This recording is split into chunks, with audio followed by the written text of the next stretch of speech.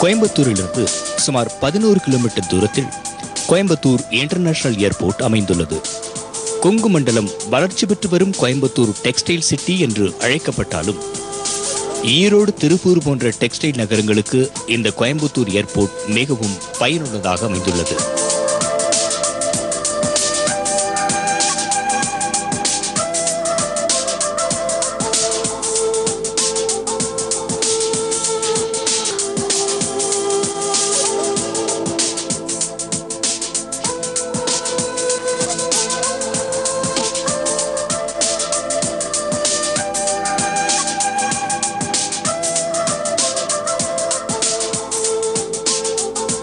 கோவையில் மோட்டார் மற்றும் மோட்டார் உதிரி பாகங்கள் தயாரிப்பு, ஃபவுண்டரி தொழிற்சாலைகள் மற்றும் சிறு குறு தொழிற்சாலைகள், விவசாயம் சார்ந்த காய்கனிகள், பூக்கள், ஏற்றுமதி செய்தல் மற்றும் சுற்றுலா, கல்லூரிகள், மருத்துவமனைகள், பல்கலைக்கழகங்களுக்கு இந்த கோயம்புத்தூர் இன்டர்நேஷனல் ஏர்போர்ட்டின் பங்கு கொங்கு மண்டலத்தை பெருமையடை செய்கிறது.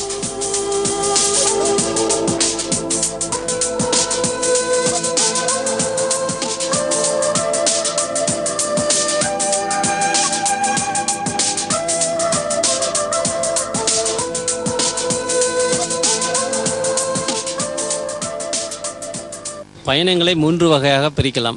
தரைவழி பயணம், கப்பல் பயணம், ஆகாய பயணம் என்று 3 வகையான பயணங்களை நாம் புத்தகத்தில் படுத்தியிருக்கிறோம், எல்லோருக்கும் தெரிந்ததே.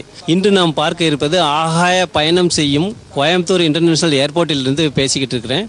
இங்கு பார்த்திங்கன்னா தமிழகத்தில் 2வது பெரிய இடமான சென்னைக்கு அடுத்து கோயம்புத்தூர் தமிழகத்தில் 2வது இடமாக அதிக விமான சேவையிலும் அதிக வருமானம் ஈட்டக்கூடிய இன்டர்நேஷனல் ஏர்போர்ட் என்ற அங்கீகாரம் பெற்று தனித்துவம் வாய்ந்து விளங்குகின்றது.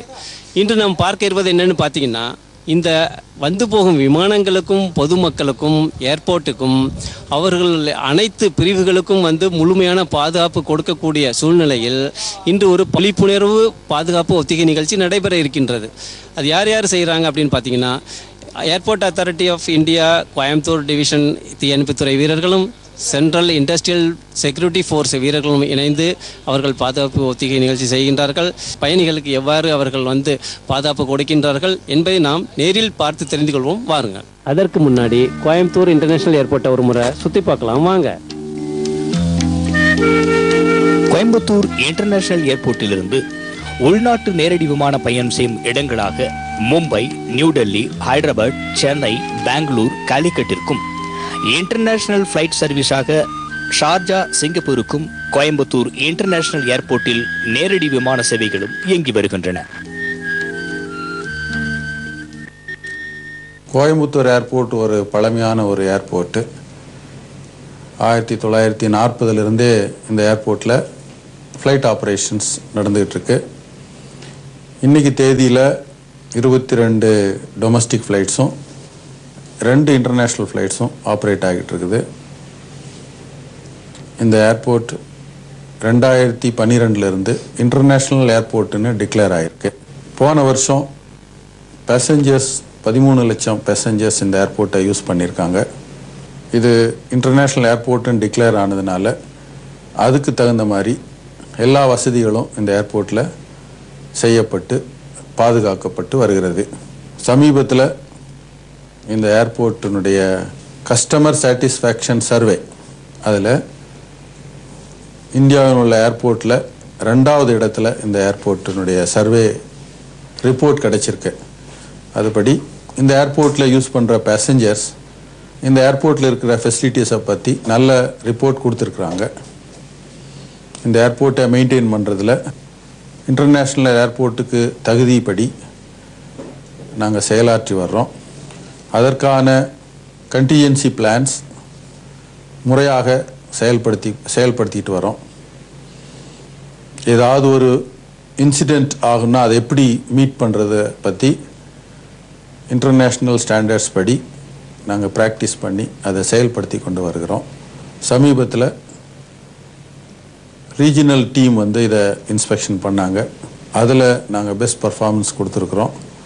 நல்ல பர்ஃபார்மன்ஸ் கொடுத்ததுனால சதர்ன் ரீஜியனில் ஒரு பெஸ்ட் ஏர்போர்ட்டாக வர்றதுக்கு வாய்ப்பு இருக்குது.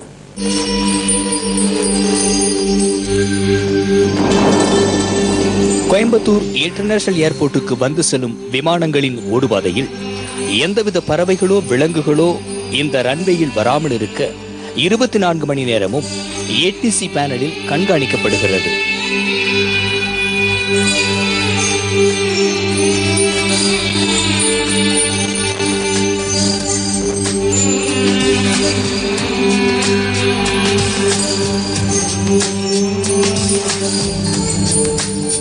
ஏர்போர்ட்டுக்கும் விமானங்களுக்கும் பயணிகளுக்கும் ஏர்போர்ட் அத்தாரிட்டியின் CISF வீரர்களும் ஃபயர் டிபார்ட்மெண்ட் வீரர்களும் இணைந்து தங்களது பாதுகாப்பு சேவையை செம்மையாக செய்து வருகிறார்கள்.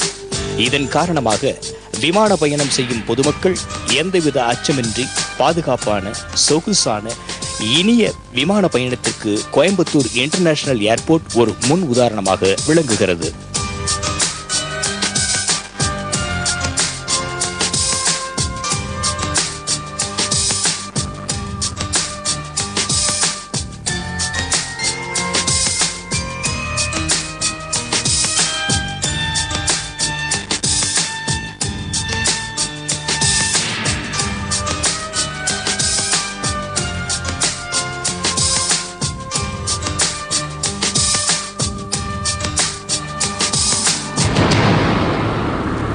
நீங்கள் இப்போ பார்த்துக்கிட்டு இருக்கிற இடம் கோயம்புத்தூர் இன்டர்நேஷ்னல் ஏர்போர்ட்டில் இருக்கிற விமான போக்குவரத்து கட்டுப்பாட்டு மையம்.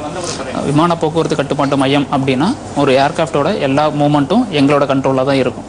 எங்களோட மெயின் ப்ரையாரிட்டி என்ன அப்படின்னா ஒரு ஏர்கிராஃப்டை வந்து ஒன்றோட ஒன்று பாதுகாப்பாக செப்பரேட் பண்ணி அவர் லேண்டிங் ஆகிறவனே லேண்டிங் ஆனதுக்கப்புறம் அதை பார்க் பண்ண பேக்கு வரந்தண்ணி அதோட எல்லா மூமெண்ட்டும் எங்களோட கண்ட்ரோலில் இருக்கும். ஸோ அது எல்லாம் அந்த ஒரு ஸ்டார்ட் அப் ஆகி அடுத்த ஒரு ஸ்டேஷன்லேருந்து வந்து லேண்ட் ஆகிற வரையிலுமே அதோட பாதுகாப்பு எங்களோட கண்ட்ரோலில் இருக்கும். அதோட பாதுகாப்பு முழு ரெஸ்பான்சிபிலிட்டி நாங்களாகவும் இருப்போம். ஸோ இந்த ஏர் டிராஃபிக் கண்ட்ரோல் மையம் அப்படின்றது வந்து ஒரு மனிதனுக்கு வந்து பிரெயின் எந்த அளவுக்கு முக்கியமோ, அந்த பிரெயின் எப்படி அவனோட எல்லா பார்ட்ஸையும் வந்து கண்ட்ரோல் பண்ணுது அப்படியோ அந்த மாதிரி ஒரு ஏர்கிராஃப்டோட மூவ்மெண்ட் லேண்ட்லையும் சரி ஸ்பேஸ்லையும் சரி அதோட மூவ்மெண்ட் எல்லாத்தையும் கண்ட்ரோல் பண்ணுற இடம் தான் இந்த ஏர் டிராஃபிக் கண்ட்ரோல் மையம். இப்போ கோயம்புத்தூரோட எல்லை பகுதி என்ன அப்படின்னா லேட்ரலாக 50 கிலோமீட்டர் எடுத்துக்கலாம் அப்ராக்சிமேட்டாக, அண்ட் வெர்டிக்கலாக வந்து 14,500 ஃபீட். ஹைட் எல்லாமே வந்து ஃபீட்டில் தான் சொல்லுவோம். ஸோ வெர்டிக்கல் ஹைட் வந்து 14,500 ஃபீட். ஸோ லேட்ரலாக 50 கிலோமீட்டர் அண்ட் வெர்டிக்கலாக 14,500 ஃபீட். இதுக்குள்ளே எந்த ஏர்கிராஃப்ட் என்டர் ஆகுது இல்லை அன்ட்டு லீவ் ஆகிற வரையிலும் plus landing and take off இது எல்லாமே வந்து கோயம்புத்தூரோட ஏர் டிராஃபிக் கண்ட்ரோலோட ரெஸ்பான்சிபிலிட்டியில் தான் இருக்கும். எங்களோட பாதுகாப்புன்னு சொல்கிறது வந்து ஏர் ஸ்பேஸில் மட்டும் இல்லை, இப்போ முக்கியமாக இந்த லேண்டிங் டேக் ஆஃப் அந்த மாதிரி சமயத்திலையும் அந்த ரன்வேல வந்து எந்த ஒரு பேர்ட்ஸ் அப்ஸ்ட்ரக்ஷன் எதுவும் இருக்கக்கூடாது, அனிமல் அப்ஸ்ட்ரக்ஷன், வெஹிக்கிள் இந்த மாதிரி எதுவுமே இல்லாமல் பார்த்துக்கிறது எங்களோட கட்டுப்பாடு தான். ஸோ இப்போ ஒரு வெஹிக்கிள் வந்து மற்ற ஒரு ஆப்ரான் பகுதி அந்த மாதிரி பகுதியில் இருந்து ரன்வேக்குள்ளே என்டர் ஆகுது அப்படின்னாலும் அது எங்களோட அப்ரூவலுக்கு அப்புறம் தான் வந்து அதனால் என்டர் ஆக முடியும். ஸோ ரன்வேல வந்து ஏர்கிராஃப்ட் ஆனாலும் சரி வேறு எந்த வெஹிக்கிளாக இருந்தாலும் சரி எங்களோட அனுமதி இல்லாமல் எதுனாலையும் ஏர்கிராஃப்ட் ரன்வேக்குள்ளே என்டர் ஆக முடியாது. இந்திய அரசின் ஏர்போர்ட் அத்தாரிட்டியின் fire and rescue service training centre New Delhi மற்றும் கொல்கத்தாவில் அமைந்துள்ளது. இந்தியாவின் மற்ற இன்டர்நேஷனல் ஏர்போர்ட்டுகளுக்கு காலத்திற்கேற்ப அதிநவீன தீயணைப்பு துறையின் தொழில்நுட்ப உபகரணங்கள் மற்றும் அதிநவீன தொழில்நுட்பம் கொண்ட தீயணைப்புத்துறை வாகனங்களை கொண்டு திறமையான தீயணைப்புத்துறை பயிற்சிகளை கற்றுக் கொடுப்பது மட்டுமல்லாமல் இன்டர்நேஷனல் குவாலிட்டி ட்ரைனிங் புரோகிராமும் ஏர்போர்ட் அத்தாரிட்டியின் தீயணைப்புத்துறை வீரர்களுக்கு கற்றுக் கொடுக்கப்பட்டு வேலை வாய்ப்புகளும் வழங்கப்படுகின்றது. இப்பொழுது நீங்கள் பார்த்துக் கொண்டிருப்பது கோயம்புத்தூர் இன்டர்நேஷனல் ஏர்போர்ட்டின் நியூ அரைவல் ஹால்.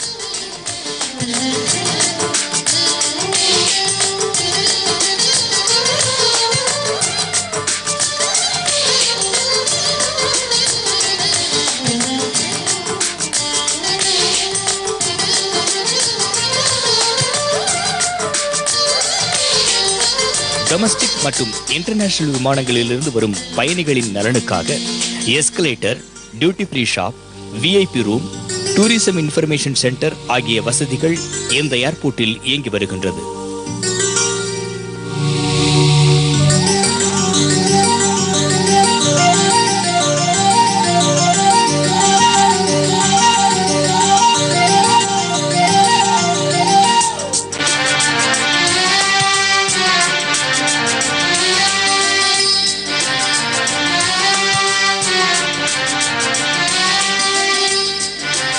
இயற்கையான சுற்றுச்சூழலுக்கு ஏற்ப கோவை ஏர்போர்ட்டின் அரைவல் ஹால் பகலில் சூரிய ஒளியில் இயங்கக்கூடிய வகையில் வடிவமைக்கப்பட்டு நில அதிர்வை தாங்கும் வகையிலும் வடிவமைக்கப்பட்டதுடன் ஒரே நேரத்தில் 700 விமான பயணிகளை கையாளும் திறன் கொண்டதாகவும் உள்ளது.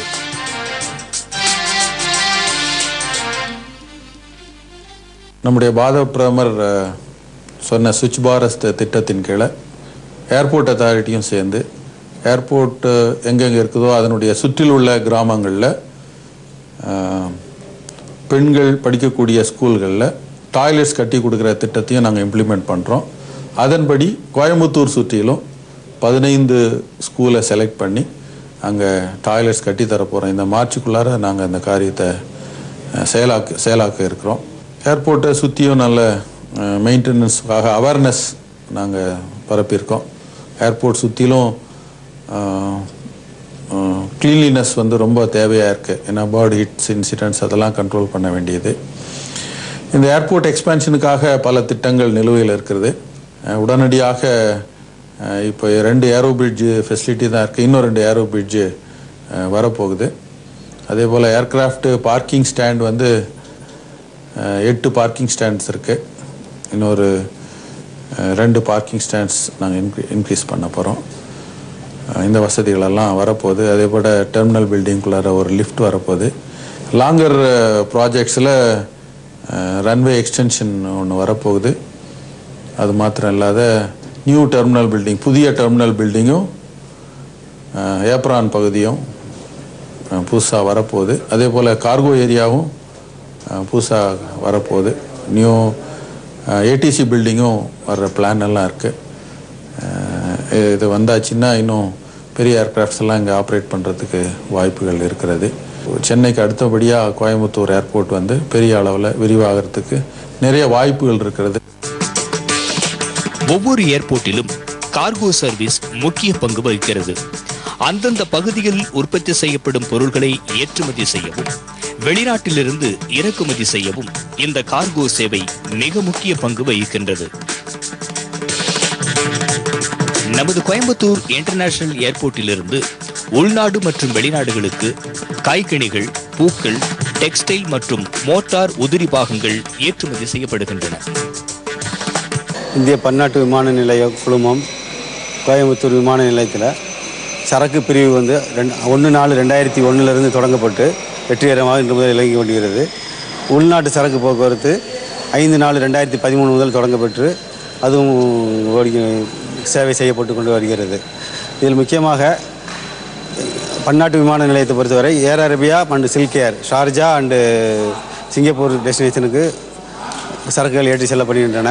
பெரும்பாலும் பழங்கள், காய்கறிகள், இன்ஜினியரிங் குட்ஸுகள், மோட்டார் உதிரி பாகங்கள், துணிவகைகள், ஆயத்த துணிமணி வகைகள் ஏற்றுமதி செய்யப்படுகின்றன.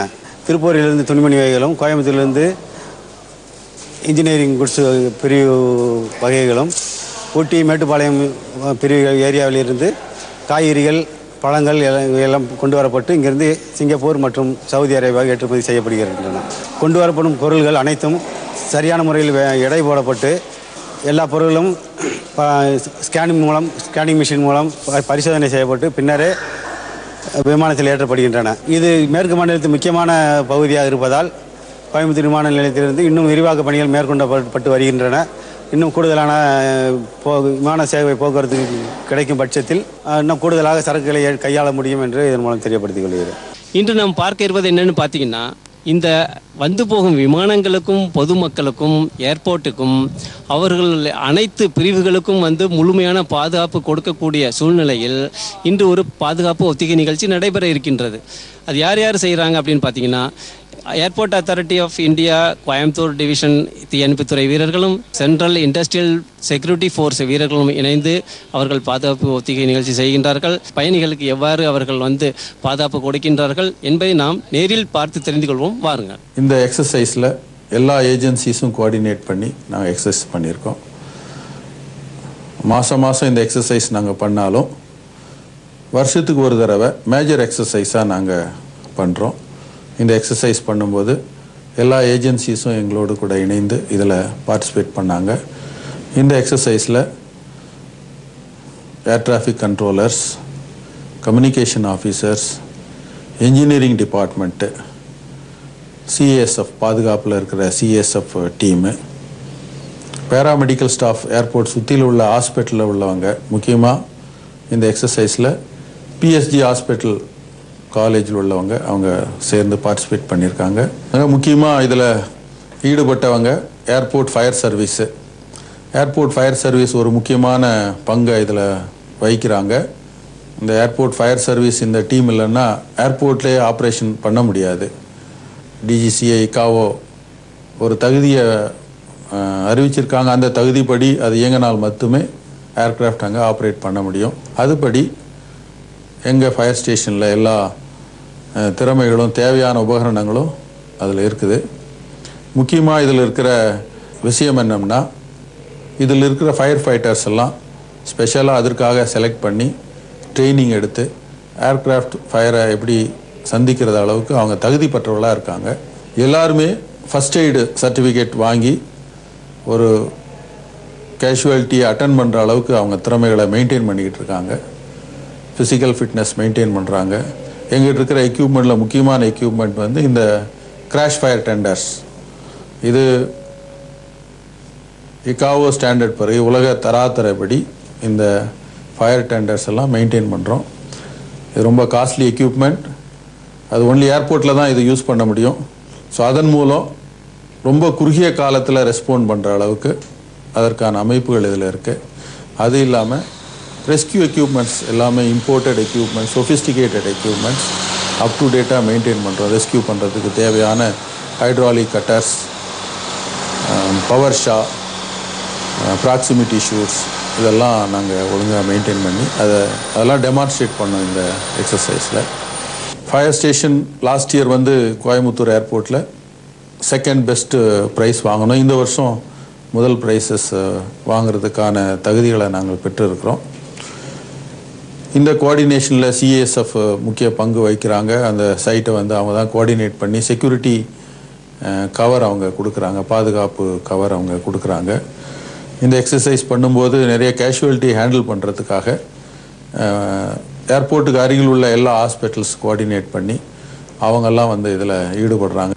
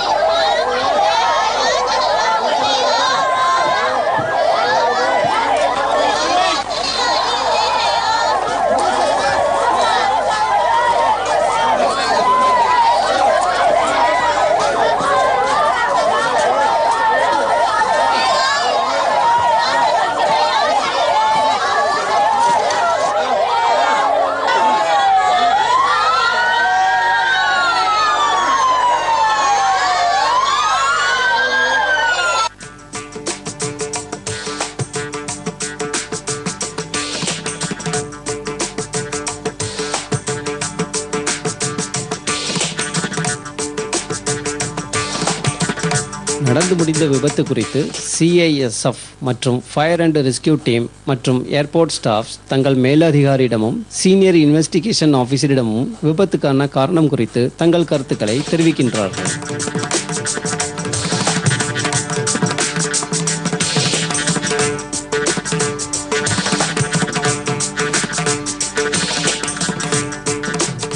I'd like to congratulate the entire team and the excellent work being done by the medical team, the CASF, and of course the Airport Authority of India flight crew. And I'll also thank the logistic support extended by all the people from ATC, CNS, engineering, and also our MT people. And this is a very short notice. In fact, though it is a routine thing, we do carry out the annual exercise to assess the performance of the flight crew of the Airports Authority of India. But to our surprise rather, the airport director, I should say, Mr. Paul Manikam, has extended the particular exercise beyond the horizon, rather beyond the Airports Authority of India. And I never thought, the medical team from PHG will be participating so involved in this exercise, and our CSF people immediately they were available to cordon off the area, and this shows your involvement and the dedication to meet any kind of exigency that may arise. God forbids that should not happen here in whatever our preparation to best of our level, you are going to meet it. But I only pray God that such a thing should not happen at Coimbatore Airport. Though, if it is going to be unavoidable, it's going to happen. But I am very confident, I am sure, with this kind of dedication, the team around not only at Airports Authority of India, but even from outside, the support is going to be tremendous to save the lives of the air travel public. I'd like to thank a lot Doordarshan for covering this particular event, and I hope Doordarshan will bring a very good image of Airports Authority of India. All my colleagues who are all here coordinated and put up this exercise, and this is not the end, this is only a beginning. We need to keep exercising continuously so that we will never be wanting when some situation arises. As the inspection team leader said, it should never happen at our airport, but if at all if it happens, we should not be wanting in that situation. It has given us some experience that how prepared we are, and we'll have to identify where all some lacking is there, or we need to mobilize ourselves so that we'll have to perform better in the future exercises.